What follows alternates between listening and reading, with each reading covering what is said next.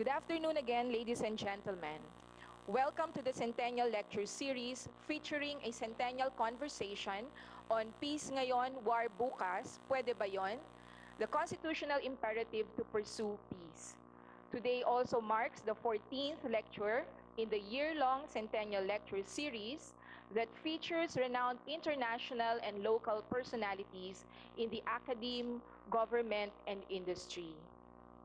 We would like to repeat that all lectures will be beamed live to the following UP campuses: UP Diliman, UP Los Baños, UP Manila, UP Visayas in Tacloban, UP Mindanao, UP Baguio, and UP Open University, and webcast through the internet for wider coverage.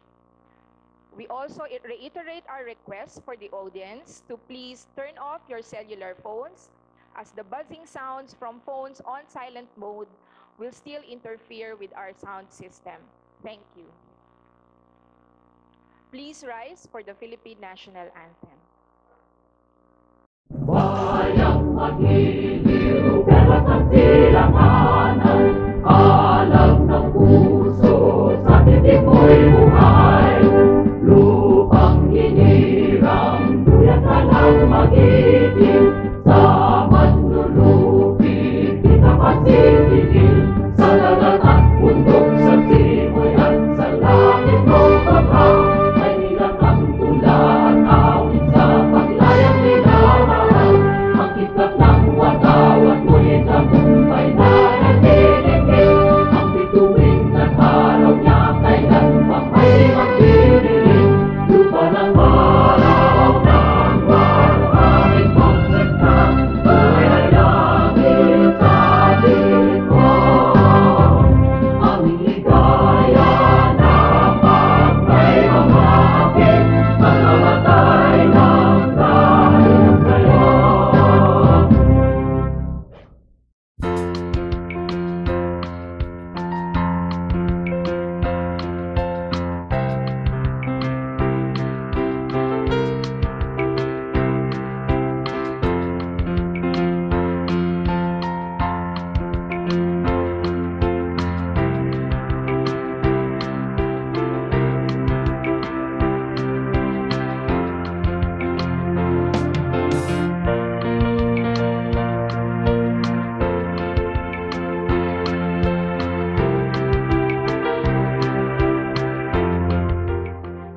Today, we hold another important event to celebrate UP Centennial.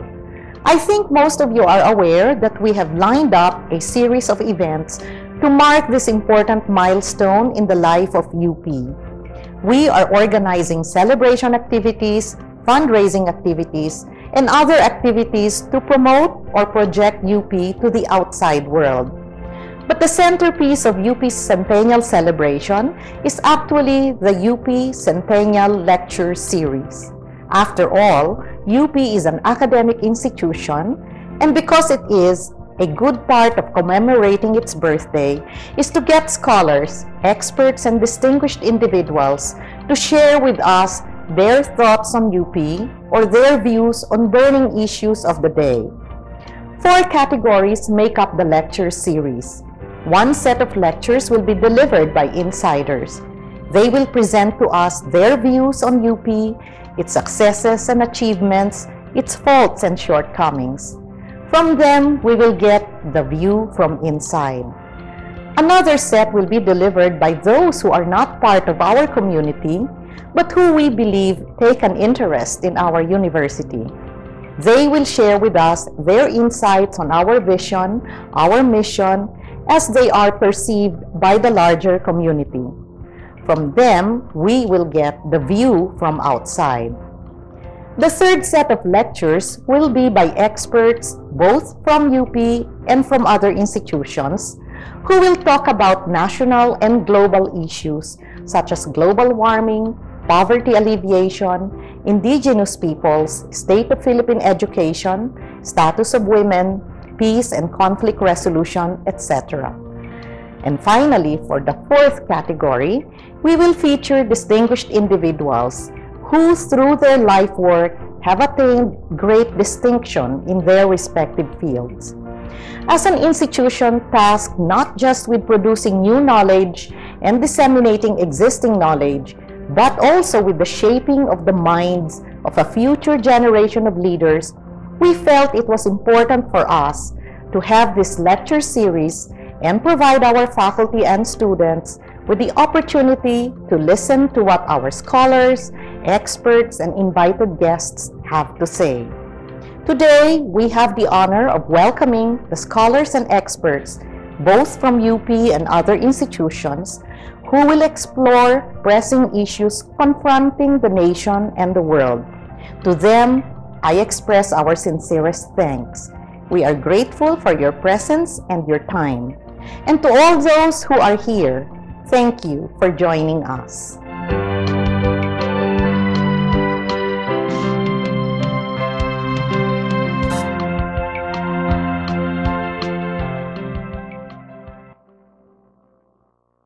To introduce this afternoon's lecturer and convener, may I please call on former Vice President for Academic Affairs and Professor of History and a Centennial Fellow herself, Professor Maria Serena Jokno.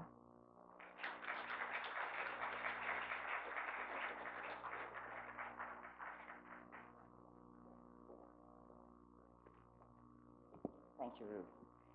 This afternoon, instead of listening to a lecture on peace, we will watch a video documentary titled Peace Ngayon, War Bukas, Pwede ba yon? The Constitutional Imperative to Pursue Peace. The documentary was prepared by the convener of the thematic lecture, Professor Miriam Ferrer, with the able assistance of Tututs Leesa. May I ask you both to rise and be recognized? Yeah, and where's Tututs? Is he around? Miriam, or Ie as we call her, is Associate Professor of Political Science. She served as Director of the Third World Studies Center and convener of the CIDS Program on Peace, Democratization, and Human Rights. Long devoted to the cause of peace, the subject is, too, of major academic concern. For Ie, peace is something one both studies and does. For one without the other would reduce peace to either extreme, the esoteric on the one side or the imprudent on the other. Ie has embraced peace as both an intellectual and an advocate. Having written extensively on peace building, the peace process, and the conflict in Mindanao, and having co-founded such peace initiatives as the Philippine Campaign to Ban Landmines and Sulong Karil, a nationwide citizens network promoting and monitoring observance of the human rights agreement signed by the government of the Philippines and the National Democratic Front. I assumed, wrongly, that Ie would speak on the work she has done and her rich experience in the peace movement here and abroad. But she has happily surprised me by choosing to focus on the constitutional basis of peace, a subject that has been rather neglected in peace studies in the country. In a sense, the documentary is a summons to return to the basics, to examine the foundation on which national policy on peace, including foreign policy, rests or ought to rest, and the constitutional wellspring of our collective efforts to cause justice and peace. In this endeavor, Ie collaborated with Tututs Leesa, her production director. Tututs is a member of the Dakila Artists Group. Once an architecture student here at Diliman, he has found a more meaningful calling as a photographer, filmmaker, and artistic director. Just this year, he directed the peace concert held at the Film Center called Peace Tahan. Colleagues, friends, students and advocates of peace, may I introduce Professor Ferrer, Mr. Leesa, and their documentary, Peace Ngayon, War Bukas, Pwede ba yon? Thank you.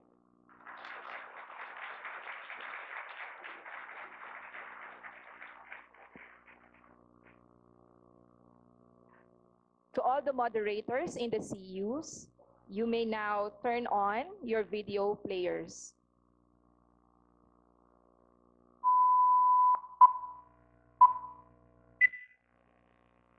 Bye.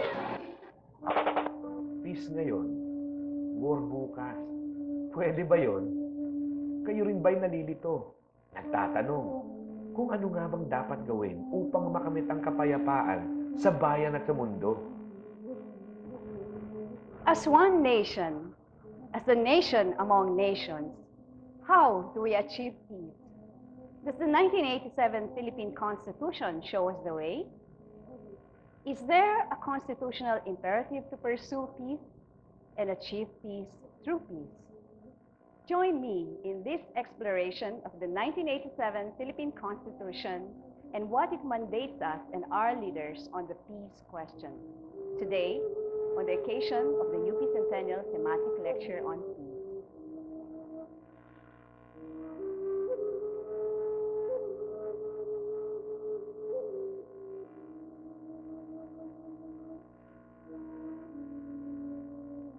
We are a country engaged in many wars.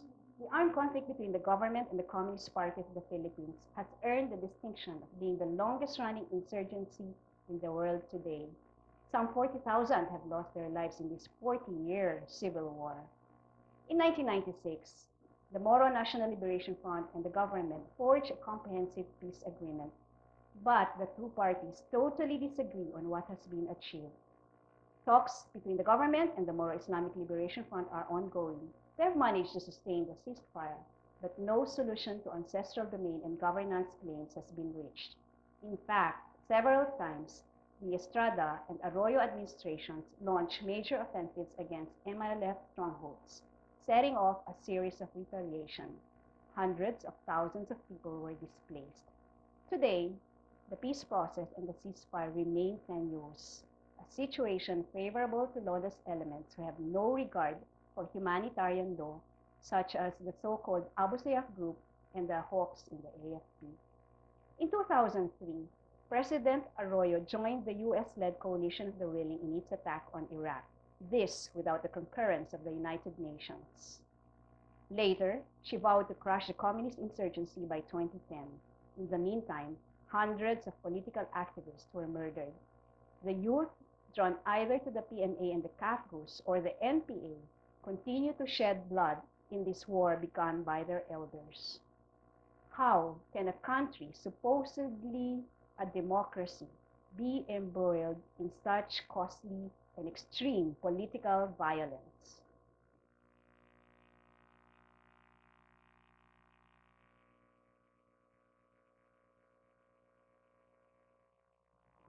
In taking this journey, I came equipped with several premises drawn from previous research, reflection, and engagement in practical politics.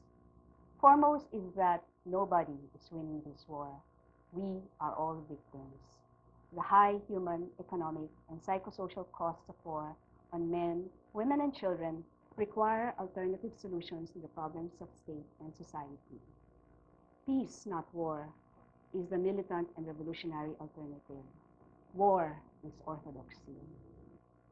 Second, the greater responsibility in forging this alternative path lies in the state, given its resources and power. But our political leaders have squandered their authority. Instead of a sustained and cumulative efforts toward peace, what we have seen are indecisiveness and short-sightedness in means and ends. Like any diligent researcher, I set out on this exploration of the peace question by first scouring our Constitution for relevant provisions about